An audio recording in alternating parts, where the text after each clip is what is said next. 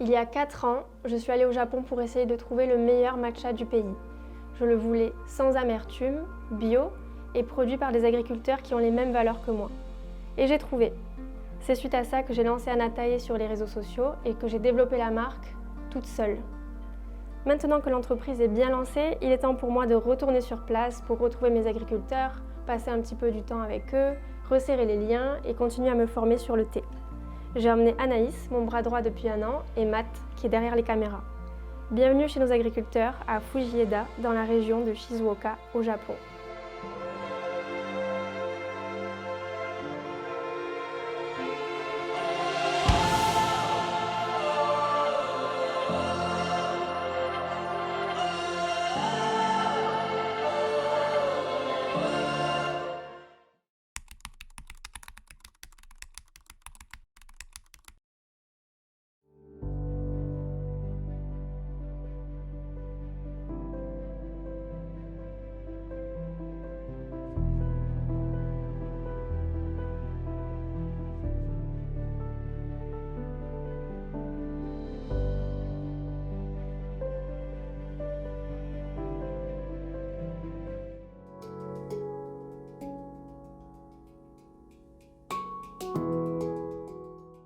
On vient d'arriver au Japon, chez les agriculteurs, et on pensait être logé chez eux directement, mais en fait on est juste à côté de chez eux, dans une maison incroyable.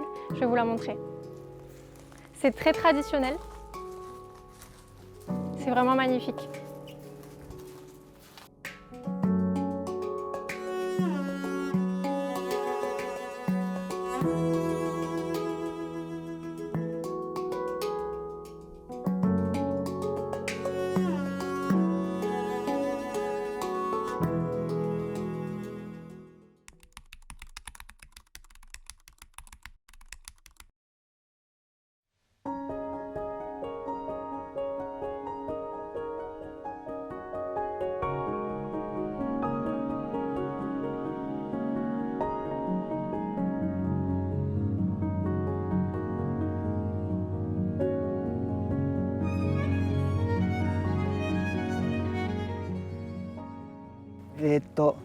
今日は、茶園に来て寒冷車をかける作業、被覆作業をしています。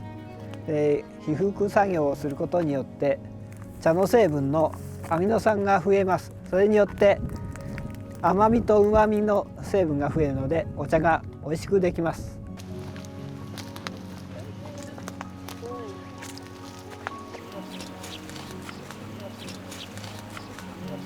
They covered only for 1 week. So totally it's 3 weeks. Okay, so 2 weeks more. Yes, 2 weeks more. Yeah. やってるっていうのはなんかこういう Donc ça c'est la façon traditionnelle de couvrir les champs de thé. C'est pour permettre aux fermiers de passer dessous pendant qu'ils font la récolte. Et c'est utile quand on récolte à la main. Si on récolte avec une machine, c'est pas la peine. C'est pour ça qu'on a des bâches directement sur les plants. Mais là, ça va permettre de venir dessous et de récolter après les 3 semaines passées sous la bâche.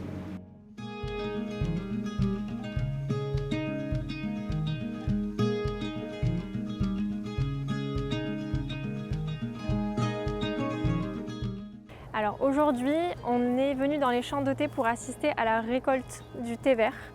Le thé vert, il est récolté au printemps, donc c'est pile maintenant, on est mi-avril. Là, les agriculteurs sont en train de prendre toutes les feuilles à la surface des théiers. Ensuite, ils vont les amener dans les usines. Là-bas, elles vont passer par plusieurs étapes pour enfin donner le thé vert proposé par Anatae.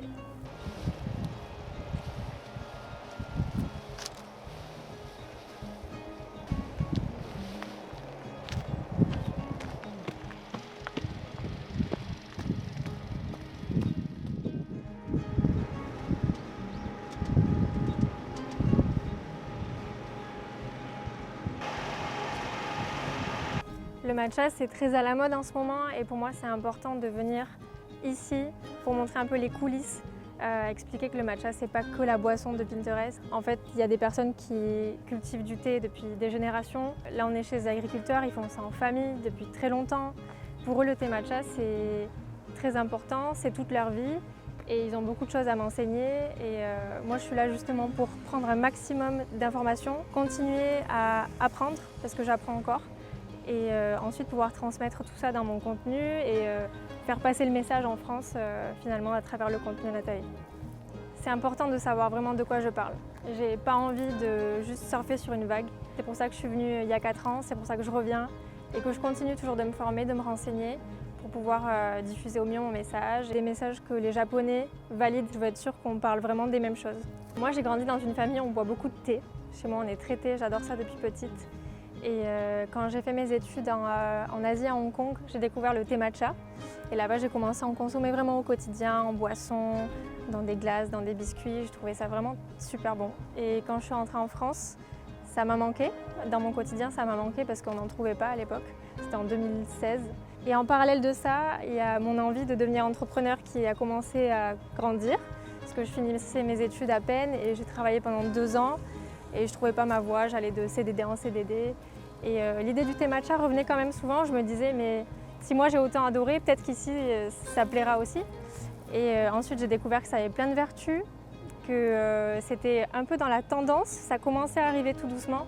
Et je me suis dit, si on commence à en trouver un tout petit peu dans les magasins bio, et que moi j'ai autant aimé ça, et que les gens commencent de plus en plus à se soucier de leur alimentation, à essayer de trouver des alternatives au café, je pense que ça peut faire quelque chose qui fonctionne. Et je vais aller sur place au Japon pour me former. Je voulais vraiment comprendre, savoir de quoi j'allais parler, devenir experte. Et c'est ça qui m'a donné envie de venir ici, dans ces champs, il y a 4 ans et demi. Et là, c'est la première fois qu'on y revient.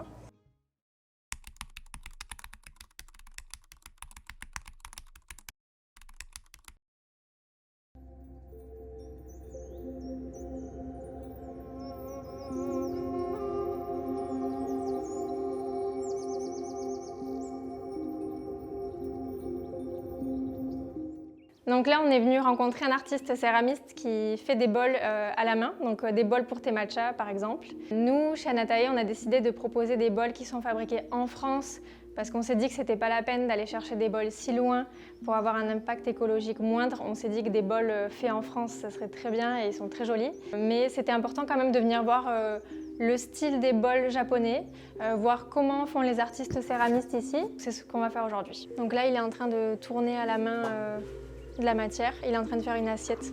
Donc il nous montre en direct comment ça se passe. D'abord, il a séparé la matière brute ici. Et ensuite, une fois qu'il avait la quantité suffisante, il l'a mise sur la machine qui tourne. J'ai pas le nom exact. Et avec ses mains, il a modelé une assiette. Au Japon, c'est important d'apprécier les objets même s'ils sont imparfaits. Ça fait partie de la tradition. On ne veut pas qu'une assiette soit parfaitement ronde, on accepte qu'il y ait des irrégularités. Ici, justement, on a un artiste céramiste qui fabrique à la main des assiettes, des bols, des soucoupes. Les bols qu'il fait à la main ne sont pas exactement parfaits parce que c'est de l'artisanat. Il met les 2 pouces au milieu et ça crée le creux du bol. En fait, c'est comme ça que le bol commence et qui peut créer un bol à matcha, par exemple. Maintenant qu'on est allé voir l'artisan céramiste, on va voir le plus grand buisson de thé de la ville. En tout cas, c'est un des plus anciens. Il mesure environ 4 mètres de hauteur et plus de 30 mètres de diamètre. Et de nos jours, il est encore récolté. D'ailleurs, quand on s'approche, on peut voir qu'il y a des petites feuilles qui sont prêtes à être récoltées dans les prochaines semaines. Ce buisson, lorsqu'on récolte ces feuilles et qu'on les met dans un sac, le sac pèse plus de 30 kg. Donc ça fait quand même énormément de thé pour un seul et même buisson.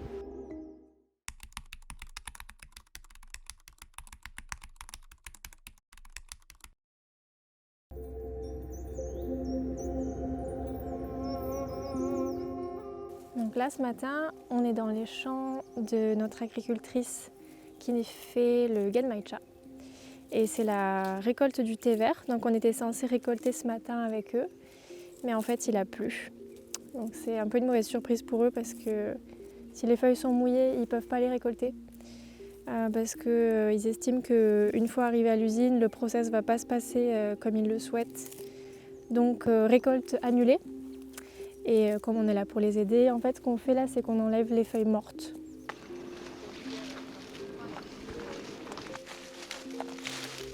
Les champs sont entourés de pas mal d'arbres. Et comme quand on récolte, on passe en surface et qu'on prend tout ce qui est là, on ne veut pas qu'il y ait autre chose que du thé qui finisse dans le sac. Donc si on peut déjà les aider maintenant en enlevant toutes les feuilles mortes qu'on voit comme ça à l'œil, c'est déjà un petit pas de fait. Après, il y a quand même une autre sélection qui se fait évidemment, mais c'est tout ce qu'on peut faire pour l'instant pour ce matin.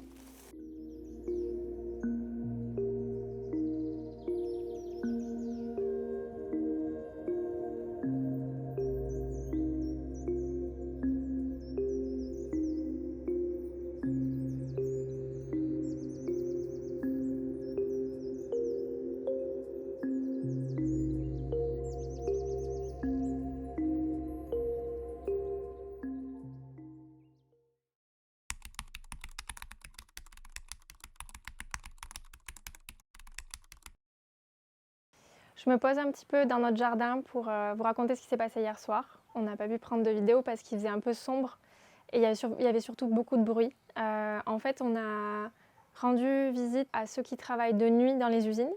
Donc en fait, toute la récolte qui a été faite la journée, ça a servi à remplir un tas de sacs de feuilles de thé qui sont directement envoyés à l'usine.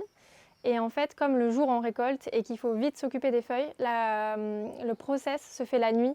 C'est la nuit qu'on transforme les feuilles fraîches en aracha. Aracha, c'est une partie du processus. En fait, ce qui se passe, c'est que les feuilles sont d'abord passées à la vapeur très brièvement, parce qu'on est sur du thé vert, et le thé vert, c'est du thé non oxydé. C'est-à-dire qu'on le passe très rapidement à la vapeur pour qu'il garde toutes ses propriétés, pour qu'il reste bien vert et qu'il ne devienne pas du thé noir, par exemple. Pour qu'il garde ses saveurs, ses bienfaits. Donc ça, c'est la première étape. Ensuite, il y a plusieurs autres machines dans lesquelles le thé va passer. Ça fait vraiment un circuit. Il y a des machines qui vont servir à enlever l'humidité que le thé a pris justement puisqu'il est passé à la vapeur en tout premier. Ensuite, il y a des machines qui vont le sécher pour, encore une fois, enlever l'humidité, mais c'est différent. Ce n'est pas des rouleaux cette fois-ci, c'est vraiment de l'air chaud. Et on va faire ça plusieurs fois successivement. Rouleau, séchage, rouleau, séchage, rouleau, séchage, pour arriver à un thé vraiment sec, sans pour autant l'avoir abîmé. Ça se fait vraiment petit à petit. Ensuite, il y a une machine qui va rouler le thé, parce que en fait, le fait de le rouler, ça fait ressortir certaines saveurs. On ne le fait pas pour tous les thés. Là, on parle du thé qui va servir à faire du genmaicha, par exemple. Notamment pour le matcha, on ne va pas rouler, par exemple. Une fois que cette machine est passée, qu'on a roulé le thé pour en faire vraiment sortir toutes les saveurs, on va de nouveau un petit peu le sécher. Ensuite, on va le passer dans une machine qui va lui donner une forme particulière, parce que parfois on veut qu'il soit vraiment très droit, par exemple, que les petites particules de thé soient très droites. Ça fasse un petit peu comme des brindilles, même si ça n'en est pas au final. C'est de la feuille qui est mise en ligne, comme ça. Et ensuite, la dernière étape, ça va être un espèce de four, où là, le thé va être vraiment séché parfaitement. Et là, c'est terminé, on a l'aracha. Et l'aracha, on va ensuite être envoyé vers des entreprises qui ne sont pas forcément des agriculteurs, qui sont plutôt des transformateurs. Cette usine, elle est très vieille et c'est vraiment intéressant de voir à quel point ces machines tournent depuis des années et de voir le travail acharné aussi des agriculteurs qui récoltent le jour, qui y passent toute la nuit. Ensuite, quand le process est terminé, ils doivent passer encore des heures à nettoyer. Je sais que parfois, ils en ont jusqu'à 6 heures du matin. C'est une semaine super intense pour eux et c'était vraiment bien de voir comment ça se passe réellement sur le terrain. Tout le process, on a vu la récolte, on a vu les sacs pleins de thé et ensuite on a vu vraiment toutes les étapes à l'usine. C'était vraiment très intéressant et ils ont du courage de travailler aussi dur parce qu'ils ne dorment pas beaucoup. Donc on était contents de pouvoir voir ça. Et là maintenant, ce qu'on va faire, c'est qu'il est 7 h du matin, on va aller au Tea Market. Parce que ça ouvre assez tôt le matin. Ce qui se passe là-bas, c'est qu'il y a les acheteurs de thé et les vendeurs de thé qui se rencontrent. C'est des vendeurs et des acheteurs d'aracha, donc exactement ce qu'on a vu hier soir. Donc une fois que toutes ces étapes ont été faites, on arrive avec un thé, soit on le vend soi-même, soit on va dans un marché pour le vendre. C'est là qu'on va se rendre ce matin.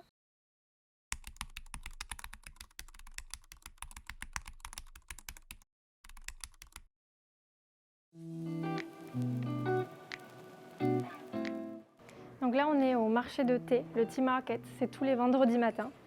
On va aller voir ce qui se passe. C'est une rencontre entre les agriculteurs et les acheteurs. Donc il y a des gens qui dégustent du thé, qui le sentent, ça négocie. On va aller voir comment ça se passe.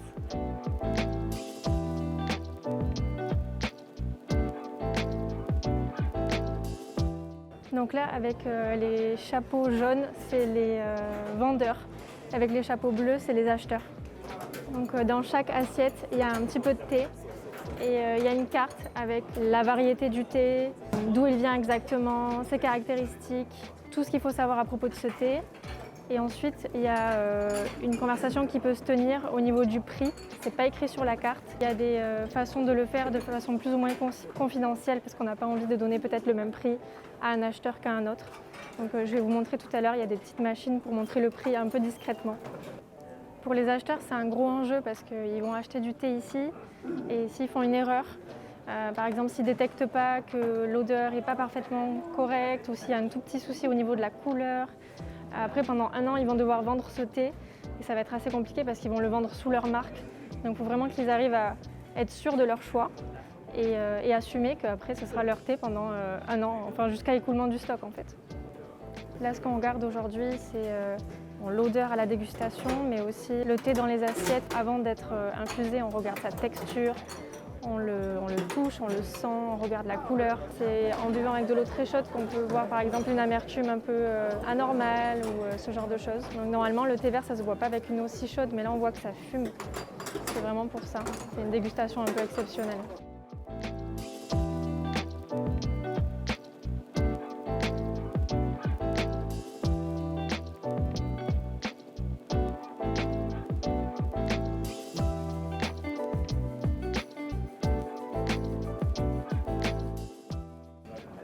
Donc là, il y a une négociation en cours entre un des agriculteurs avec qui on travaille, avec la casquette bleue. Lui, en fait, là, il est là pour acheter du thé et qui va ensuite mélanger, parce qu'on prend souvent plusieurs thés que l'on mélange, pour avoir un produit final.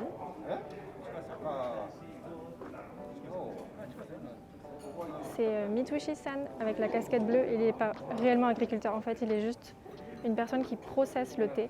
Donc il vient ici tous les vendredis pour acheter son thé, pendant la saison du thé uniquement. Hein. Et ensuite, il a ses produits pour toute l'année.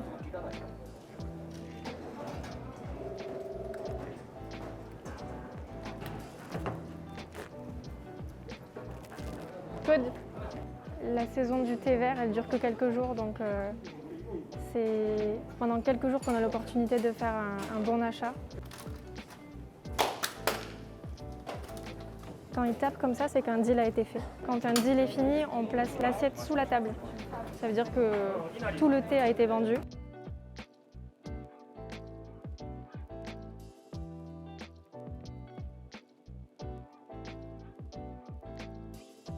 Franchement, c'est incroyable de voir comment ça se passe. J'ai adoré.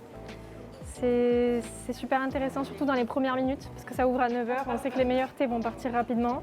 Et on sent qu'il y a un peu de stress, ça fourmille. Il faut vite goûter, regarder la texture, sentir, discuter du prix avant que quelqu'un d'autre arrive. C'est vraiment premier arrivé, premier servi. C'est super de sentir l'atmosphère qu'il y a. Et là, on voit déjà que c'est plus calme, il reste que les thés qui sont pas terribles.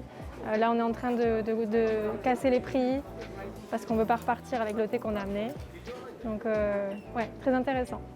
Donc là, c'est en train de se terminer, ça s'est calmé. La personne avec qui on travaille a trouvé les thés qu'elle allait prendre pour les faire passer par plusieurs étapes dans son usine et enfin les vendre. Donc on va aller directement là-bas. Il va nous montrer comment ça se passe.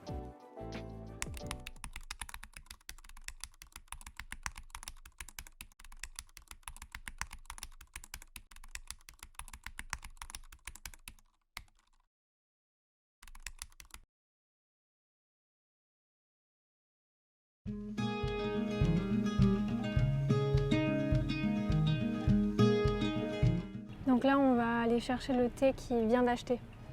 Donc nous, on travaille avec plusieurs agriculteurs. Il y en a qui sont vraiment des agriculteurs, comme Tamiko avec qui on est, qui produit le thé, qui devient notre genmaicha. Et puis, il y en a d'autres qui produisent le matcha à partir de thé qu'ils ont acheté. Donc c'est le cas de Mitsushi-san chez qui on va.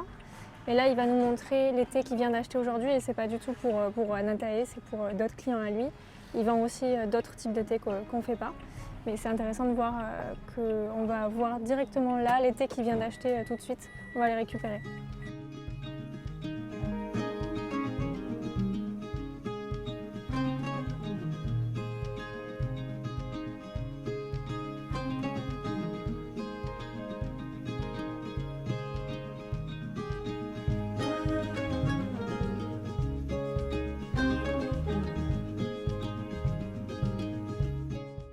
Is it popular matcha in France? Very popular. Oh, Getting more and more popular.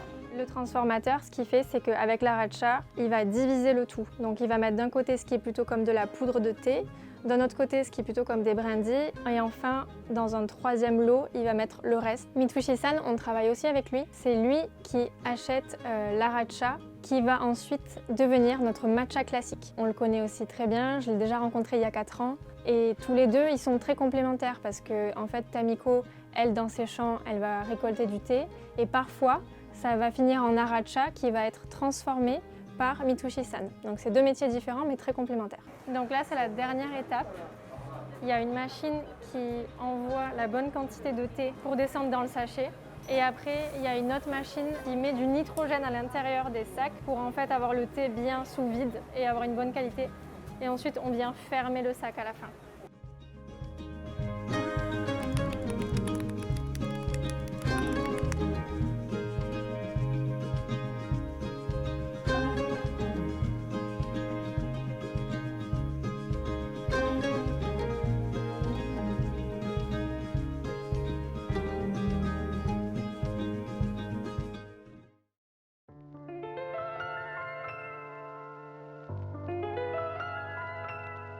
Ça y est, c'est terminé, le petit séjour chez les agriculteurs s'achève. On a passé de super moments, on a resserré les liens. Moi j'en ai appris plus sur le thé. Très important de passer du temps avec eux parce qu'on n'a pas souvent l'occasion de venir. Donc c'était vraiment une très bonne expérience que j'ai partagée avec Anaïs. J'espère que ça vous a plu. On se retrouve sur anatae.fr ou sur l'Instagram anatae-matcha. À bientôt.